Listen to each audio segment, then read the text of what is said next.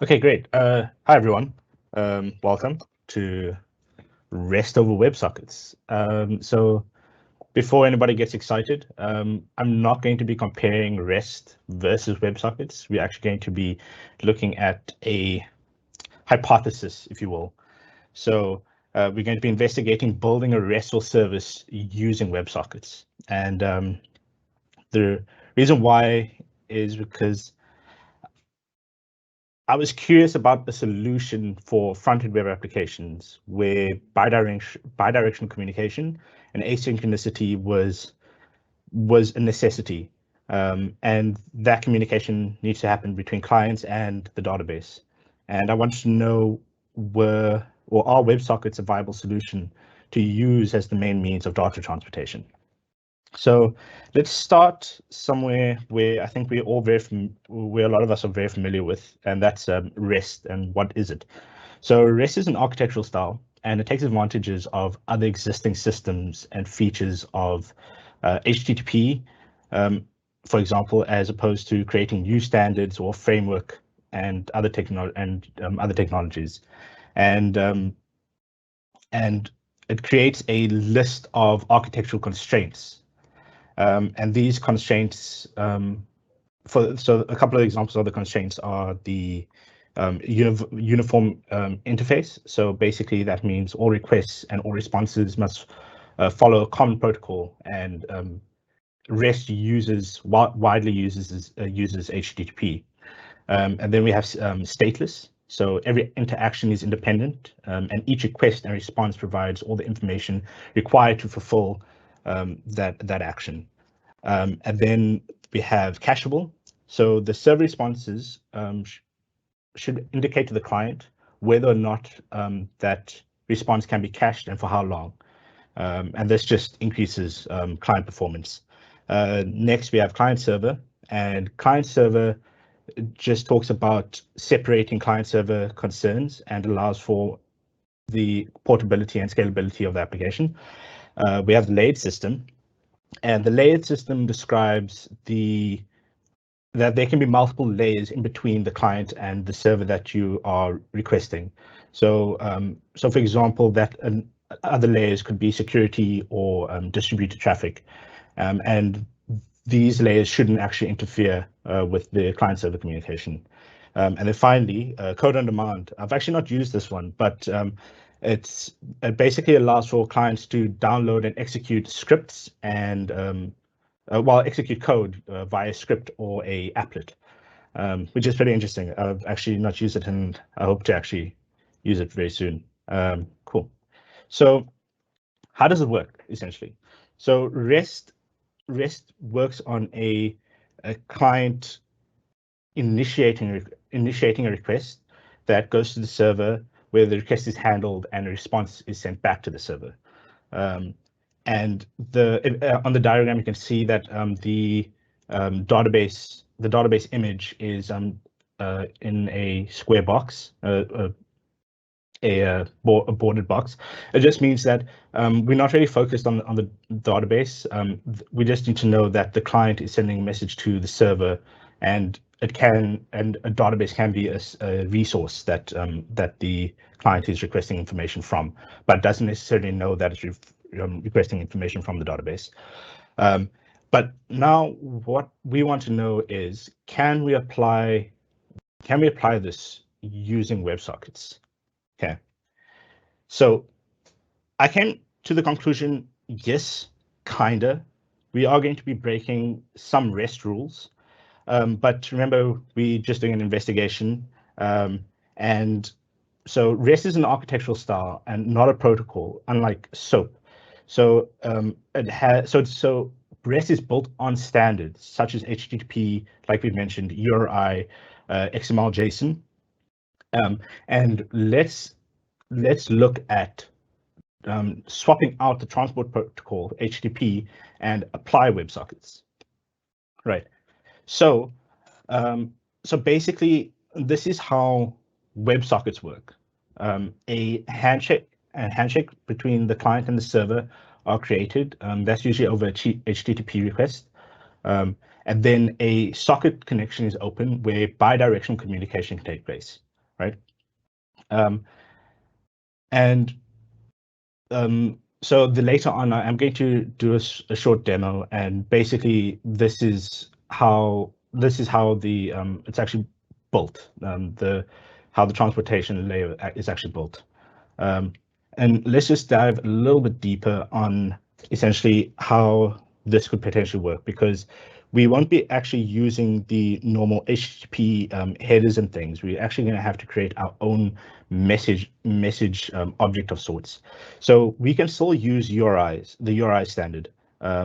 We can also still use HTTP methods as well when sending the message. But the important thing is that we're assuming that the necessary infrastructure has already been put in place to handle these new messages.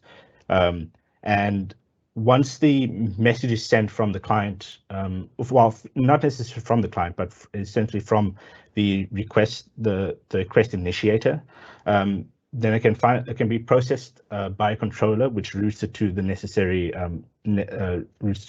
place, be it getting a resource or some other resource. And then once that's done, we actually need to get a response, and that response can be sent back to the initiator of the message, either by a socket message, or that's initiated by a callback, right? So all in all, it's actually a very simple process if we use WebSockets. It's not that much different from HTTP, except we're only gaining the feature of bidirectional, the bidirectional feature that WebSockets offers. So yeah, that's pretty much it. And so it's not really complex. We are breaking a few rules, and in order to attain a lot of what is required, because I haven't been talking about secure WebSockets at all. There's lots of security issues that we haven't addressed, but so we are breaking some rules, and there's a lot of overhead required in order to build something like this. And so yeah, so this would essentially be a WebSocket API architecture. But is it? Not really. And this type of thinking has actually been around for some time already, and this architecture already exists.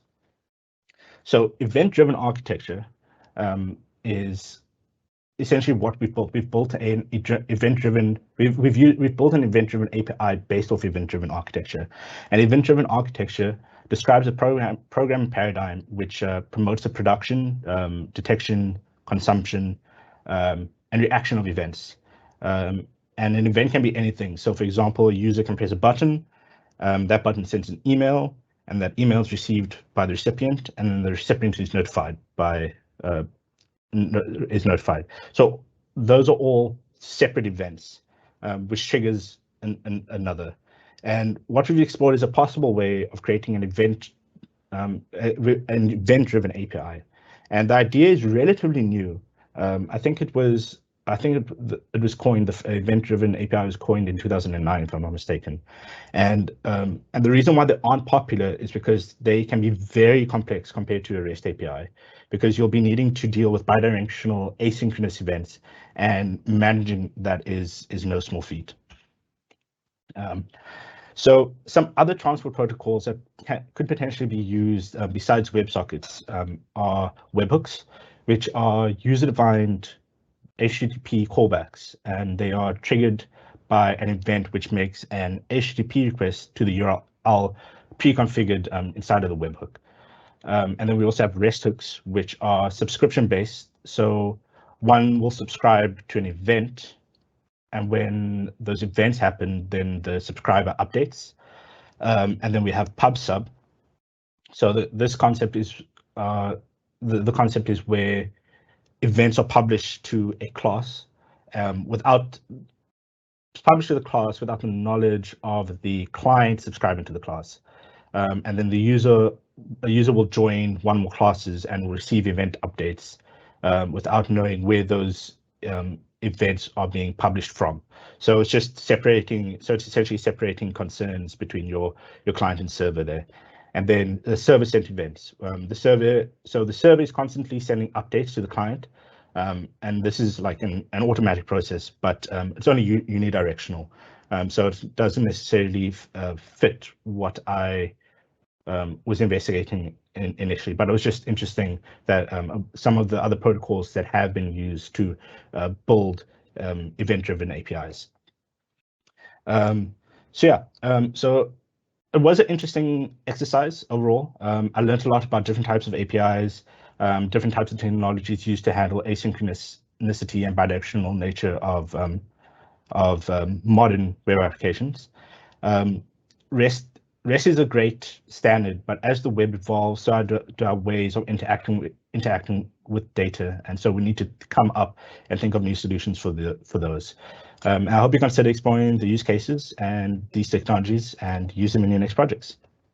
So now I would like to, funnily enough, so what happened was that I built my demo quite a while ago, and I think it was 2 weeks ago for the Tech Away, Luke decided to steal my topic idea. And so sorry. And so that's the main reason. So the reason why I'm telling you this is that my demo has pretty much nothing related to the talk. I didn't build a event-driven API at all. It's just WebSockets. But yeah, so if I think, I don't know if it's shared. Luke, has the link been shared? Yes, the link is in the chat if you guys want to check out this interactive demo. Yeah, so it looks like people have already joined, which is great.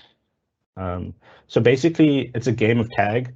There's somebody who's you can use WASD to move.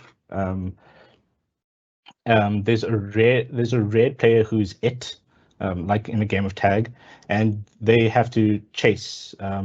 They have to chase everyone, but I'm not sure who's it. So there are a couple of bugs, like I can't restart the game, unfortunately. And if the person who is it leaves, Zoom, you it. I don't know if you, if you, it's WASD to move. Sorry, I don't know if I mentioned that. So basically, this is just a look at how powerful WebSockets can be. So currently, every single client is sending a message every 60th of a second to the server. Then the server updates all of the other clients. And we are experiencing some lag, but that's due to hosting it on a free Heroku app. So it was a lot laggier, I must say, before. And I'm not sure how many connections this can actually handle. There have been, I did test it with a couple of friends of mine, and we did try and test it. So it looks like the person that was it has just left, so no one's it anymore. We've won. The green team's won. But yeah, thank you so much.